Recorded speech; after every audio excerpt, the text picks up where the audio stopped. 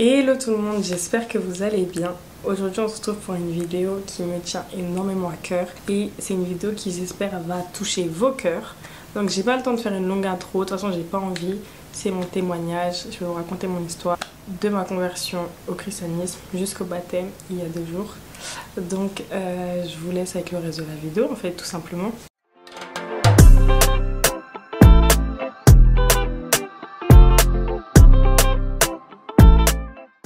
J'ai mon témoignage à l'écrit, donc je vais lire en même temps pour pas me perdre dans toutes les informations que j'ai à dire. Il faut savoir que c'est très long, je sais pas si vous allez voir, mais c'est très long. C'est parti en fait. Donc il faut savoir que je suis née dans une famille à éducation catholique parce que mes parents direct, mon père et ma mère, étaient chrétiens.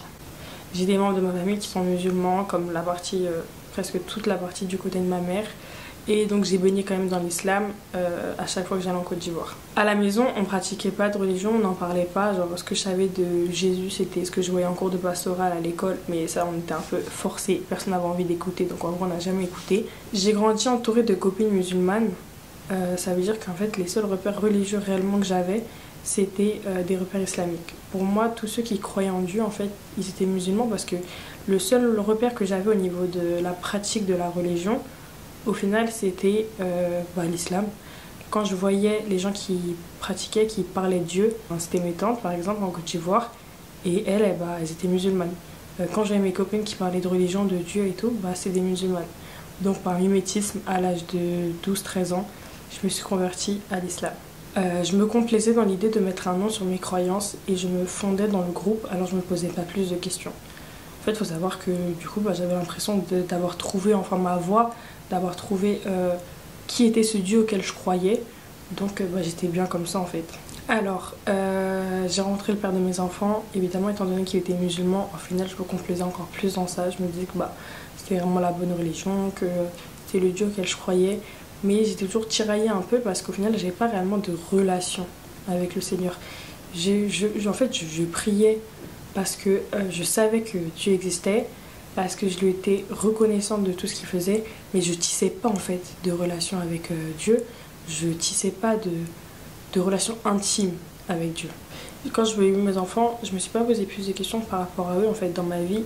J'étais tellement tournée vers le fait que j'étais une jeune maman, parce que j'avais 15 ans, j'avais d'autres choses à gérer, qu'au final ma relation avec Dieu, je prenais pas tant que ça le temps de le remercier pour les grâces que j'avais eues d'avoir des enfants en bonne santé, etc. J'étais complètement déconnectée et j'étais complètement concentrée sur autre chose, donc au final je me suis pas posé de questions. Le 14 octobre 2021, j'ai été victime d'une crise cardiaque. Je me suis réveillée et j'ai réalisé que ça clochait. Je voulais savoir qui était cette personne qui m'avait donné cette seconde chance. Il faut savoir en fait que quand je me suis réveillée de l'arrêt cardiaque, j'ai pris conscience de la valeur de la vie et du coup j'ai pris conscience qu'on me l'accordait. Genre qu'en fait être en bonne santé et se réveiller tous les jours de votre vie, c'est pas quelque chose de normal, c'est pas quelque chose qui vous est dû, c'est quelque chose qu'on vous accorde. Et donc à partir du moment où j'ai pris conscience de ça, tout a changé, genre ma vision des choses elle a complètement changé et c'est là où je me suis posé la question, mais c'est qui exactement la personne qui m'a donné cette deuxième chance? C'est qui ce Dieu si grand et si bon qui m'a laissé l'occasion de revoir encore mes enfants et qui a donné l'occasion à mes enfants de grandir avec une mère en bonne santé? Et de ce que je connaissais de Dieu, de ma religion qui était du coup l'islam à ce moment-là, je m'y reconnaissais pas du tout, genre je sentais dans mon cœur que c'était pas ce Dieu-là, c'était pas le bon Dieu qu'en gros que j'allais prier pour remercier. En tout cas dans mon cœur c'était ça. Alors j'ai commencé à étudier, à regarder plein de religions. J'ai étudié le bouddhisme, j'ai étudié le judaïsme. Après je suis pas allée plus loin, j'ai pas inventé des religions et tout. Je me suis pas intéressée à plus loin, j'ai regardé les religions que je connaissais.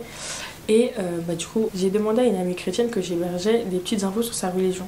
Comme ma meilleure amie, elle habitait chez moi à ce moment-là. Et elle était la personne la plus proche on va dire de mon cercle pour répondre à certaines questions. Donc j'ai demandé comment ça se passe pour les chrétiens et tout. Je connaissais une copine à moi juive, donc qui était un peu plus loin, mais je lui ai demandé aussi des informations et je connaissais personne de bouddhiste, donc pour ça j'ai pas pu demander. Et donc ma copine un jour elle m'a proposé d'aller à l'église avec elle. Elle m'a dit écoute, ma mère elle me prend un peu la tête en gros pour que j'aille à l'église avec elle, viens on y va. Ça fait longtemps que j'y suis pas allée, donc moi aussi ça va me faire du bien et puis peut-être que ça répondra à tes questions. Moi je dis quoi? Je dis pas de problème, en vrai, j'ai rien à perdre.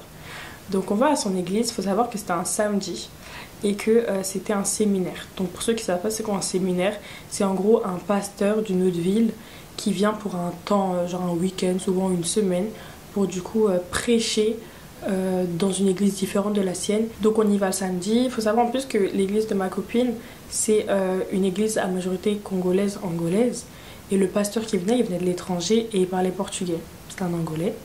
Donc il y avait un traducteur. Il faut savoir que du coup moi j'étais pas spécialement à l'aise parce que je comprenais pas tout. Enfin, non pas que je comprenais pas, mais pour ceux qui savent, genre c'est pas facile d'assimiler en gros le pasteur qui parle et la traduction sur le côté. Il y a une phrase de différence. Enfin, c'est pas forcément simple. Donc j'étais pas, on va dire que j'étais pas subjuguée par la prière, par tout ça. À un moment donné, il y a un temps de prière. Donc moi je savais même pas quoi faire, je vous avoue, genre moi je m'attendais à ce que les gens ils mettent les mains comme ça ou se mettent à genoux, bref je sais pas, je savais pas du tout quoi faire. Donc j'ai regardé ma copine et j'ai regardé sa mère, je les ai vus fermer les yeux, baisser la tête et tout, et commencer à marmonner. Je savais pas, et commencer à marmonner. Moi je savais pas quoi raconter, donc j'ai tendu un peu l'oreille et j'écoutais ma copine qui priait genre merci Seigneur. Pour tout ce que tu m'as fait, enfin tout ce que tu m'as donné, caca. Elle disait par exemple en ce moment j'ai un problème avec ma soeur elle va pas bien, est-ce que tu peux l'aider? Du coup j'ai commencé à faire la même chose en fait, j'ai fermé les yeux, j'ai commencé à parler à Dieu et pour moi je parlais juste à mon Dieu en fait, je me confiais tout simplement sans chercher à qui je communiquais, mais au moins je parlais et pour une fois c'était pas comme quand je priais chez moi en tant que musulmane, genre là je parlais français, c'était pas des sourates que je restais ou quoi, c'était vraiment je parlais de mon cœur à quelqu'un, genre je parlais vraiment à un confident, en fait je me confiais réellement et donc j'ai commencé à prier et tout et je remerciais le Seigneur et plus je parlais et plus c'était fluide et plus j'arrivais à dire des trucs. Au début j'hésitais, merci Seigneur, merci truc, et après c'était fluide, merci papa pour tout ce que tu m'as donné, blablabla. Bla. Je parlais et là j'ai commencé à avoir des larmes qui coulaient, mais genre je parlais, hein, c'était même pas genre non je pleurais pas, genre juste ça coulait sur mon visage, ça coulait et j'étais tellement bien et je continuais à parler et là quand je vous dis une chaleur m'a entourée. Elle a pris mon cœur, elle a pris mes côtes, elle a pris mon torse, elle a pris mes épaules, mon dos. On dirait comme si quelqu'un t'avait mis une couette chaude genre sur toi, genre j'étais tellement bien. Et là j'ai compris en fait. Et là j'ai compris.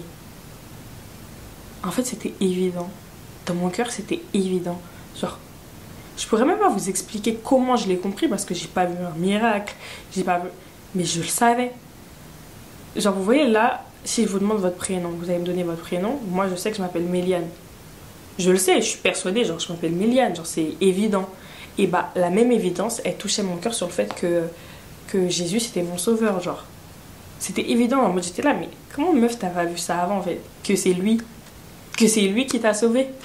Du coup, dès que je suis rentrée, j'ai tout expliqué à ma copine, je lui ai demandé si elle avait une Bible, enfin bref, j'ai commencé à lire. Et du coup j'ai commencé à me poser des questions. Par exemple les questions que je me posais, je m'en souviens, c'était déjà pourquoi c'était pas une église comme on voit à la télé. Genre c'était quoi cette église? Ça ressemblait à une pièce normale. Moi je m'attendais à une église comme ça, comme on voit, bah comme on imagine la figure de l'église. Après je me demandais mais si cette église elle était différente, c'est peut-être parce que c'est pas du catholicisme, parce que c'est différent, mais qu'est-ce que c'est? Après ma copine elle me dit c'est de l'évangélisme. Je dis ah, donc je m'instruis en fait, je commence à m'intéresser. Et plus je trouve des réponses, et plus je brille de l'intérieur. Je l'ai trouvé, je le cherchais, mais il a toujours été là. Et quand le jour où j'ai écrit ça, bah en fait c'est exactement ça, en fait. C'est exactement ça que je ressentais. Genre depuis je le cherchais, j'essayais de comprendre genre qui était Dieu. Et là ça m'a paru tellement logique. Genre mais il est là en fait, c'est lui en fait. J'ai commencé à en parler sur les réseaux sociaux, à continuer à me poser des questions. Puis un jour, un ami à qui je parlais très rarement, il se reconnaîtra, c'est un garçon de mon église, qui d'ailleurs me pousse énormément à faire des vidéos YouTube, donc vous l'aimez déjà, me contacte pour aller à un séminaire, encore une fois, mais à Lorient. Je me dis sur Pair. Sur la route, on n'a parlé que de Dieu et ça a été le trajet qui m'a paru le plus court de ma vie et pourtant on avait 1h30 de voiture. On y arrive et mon cœur vibre pendant le culte comme à chaque fois. Il me propose de venir à son église le dimanche suivant, me conseille une application de Bible, des plans étudiés et je continue de le trouver. Il était donc vraiment là depuis le début. Dieu ne se cachait pas, c'était moi qui ne cherchais pas au bon endroit. Amen. Gloire à Dieu. Depuis, les jours s'enchaînent, je change mes habitudes de vie, même les choses du monde que je voyais contraignantes d'arrêter ne le paraissent plus dès lors que je le fais pour Dieu. Mais depuis quelque temps, j'ai senti qu'il me manquait quelque chose. Je veux être lavé de tous ces péchés, lavé de toute cette ignorance pour mettre Dieu au centre, encore plus qu'il ne l'est déjà.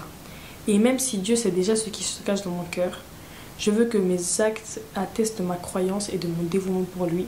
Aujourd'hui, je veux reconnaître devant le monde que je mets ma vie en Christ. Donc ça, c'est mon témoignage écrit pour mon baptême. La première version, la version la plus longue, je vous posterai une vidéo de la version que j'ai donnée le jour de mon baptême. Je posterai directement le jour de mon baptême. Et vous pourrez voir que ça diffère un peu, mais que le fond est le même. Et que tout ce que vous devez retenir, c'est que une fois que vous cherchez au bon endroit, vous le trouvez. Et une fois que vous le trouvez, et ben vous revivez, genre. C'est même pas le baptême qui m'a fait revivre, c'est vraiment le fait d'avoir mis ma vie entre ses mains et d'avoir réussi à comprendre que quand Dieu fait quelque chose pour toi, il le fait pas contre toi. C'est pas parce qu'il y a quelque chose de mal qui t'arrive que c'est quelque chose qui est là pour te nuire. C'est forcément quelque chose qui est là pour t'élever. Tu peux ne pas le comprendre sur le moment, tu peux ne pas avoir du mal à l'accepter.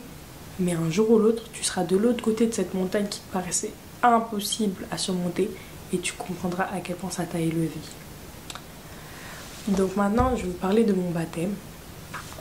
Je vais essayer de vous mettre quelques photos, quelques extraits pour imaginer un peu tout ça. Mais faut savoir que le jour de mon baptême, j'ai fait que pleurer. Je n'ai pas pleuré parce que j'étais émue de me baptiser. J'ai pas pleuré parce que j'étais émue qu'il y ait autant de gens ou truc. En fait, j'ai pleuré parce que je reviens de tellement loin. Quand je dis je reviens de tellement loin, je suis loin d'être la fille la plus exemplaire du monde. Déjà par mon comportement en tant qu'adulte, en tant que chose. J'ai connu la bringue, j'ai connu les garçons, j'ai connu les bêtises, les ballons, les trucs, les choses. Bref, j'ai tout connu. J'ai fait trop de bêtises. Et pourtant aujourd'hui, genre, je sais que Dieu m'a pardonné. Je sens dans mon cœur, je sais que je suis une personne totalement différente et que Dieu le sait. Mais je reviens de plus loin que ça. J'en ai parlé très peu sur les réseaux sociaux. J'ai eu l'occasion de parler avec des abonnés, certains abonnés. J'ai eu l'occasion de parler avec certaines personnes de mon entourage. Quand j'étais toute petite, à l'âge de 8 ans, le jour de mes 8 ans, je me suis fait abuser par mon oncle. Ça a duré pendant...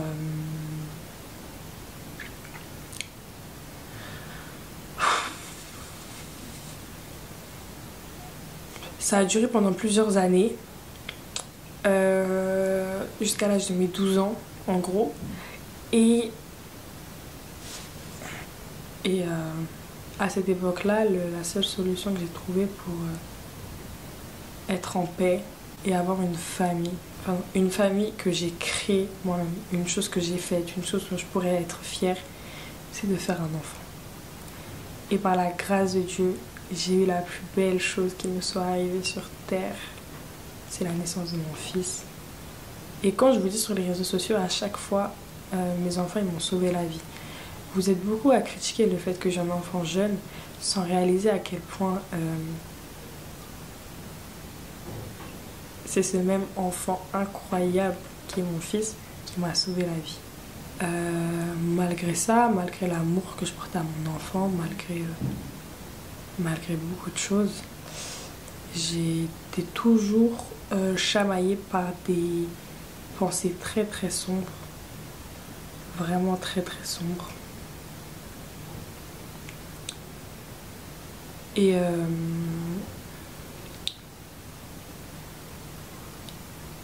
ça a quitté ma tête qu'il y a 2 ans en fait. Depuis, je suis sur les réseaux sociaux, depuis vous me voyez et tout. Ça fait des années que je me bats avec avec ces pensées qui sont difficiles. J'ai énormément culpabilisé de continuer à penser à ça alors que j'avais des enfants. J'ai énormément culpabilisé de continuer à penser à ça alors que j'avais un toit, que j'avais de la nourriture, enfin bref. Et le jour où j'ai rencontré Jésus-Christ, tout ça a disparu, genre. C'est pas le baptême qui a fait que ça a disparu, c'est vraiment sa rencontre en fait. C'est vraiment dès lors que le Saint-Esprit a touché mon cœur que tout ça c'est parti. Aujourd'hui, je suis fière de vous parler face caméra et de vous dire par quoi je suis passée sans être entrée dans les détails, parce que si je vous racontais toute ma vie, déjà, il y aurait des gens de ma famille qui seraient trop en colère. Mais ça prendrait des heures et des heures, et puis j'ai pas envie de pleurer. J'ai assez pleuré le jour de mon baptême, donc franchement, j'ai pas envie de pleurer. Tout ce que je veux vous dire, c'est que dès lors que vous mettez votre vie entre ses mains, vous allez finir par vous en sortir. Franchement, ça peut être long. Ça peut être très long, ça peut vous paraître trop long. Mais le temps de Dieu, c'est pas votre temps. Le temps de Dieu, c'est pas le même que des minutes, ou que des secondes, ou que des jours, ou que des mois. Le plan qu'il a pour vous, il est écrit. Le plan qu'il a. Donc vraiment ne doutez jamais, je sais que ça peut vous paraître long, je sais que vous avez peut-être l'impression que Dieu vous a oublié, mais Dieu ne vous oublie pas. C'est pas parce que vous n'avez pas de réponse à vos prières dans les médias que Dieu n'a pas entendu vos prières. Il vous entend, il vous écoute, mais c'est pas le temps. Le temps il n'est pas pour maintenant, c'est pas votre moment pour que cette prière s'exauce, pour que ce problème se règle. C'est sûr que vous n'allez pas comprendre pourquoi Dieu ne règle pas ce problème qui vous fait mal à l'instant présent.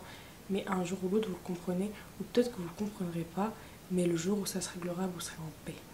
Donc voilà, c'était mon témoignage. J'essaie de le faire le plus concis possible, sans entrer dans des détails trop intimes, ou sans entrer dans des détails qui feraient que ma vidéo puisse se faire interdire. Mais j'espère que ça vous a parlé. Dans tous les cas, mes DM sont grands ouverts si vous avez des questions à me poser par rapport à Dieu, par rapport à votre recherche de vous-même. Et je vous fais des gros bisous. Soyez bénis et merci pour tous vos messages de félicitations déjà d'avance. Je vous aime.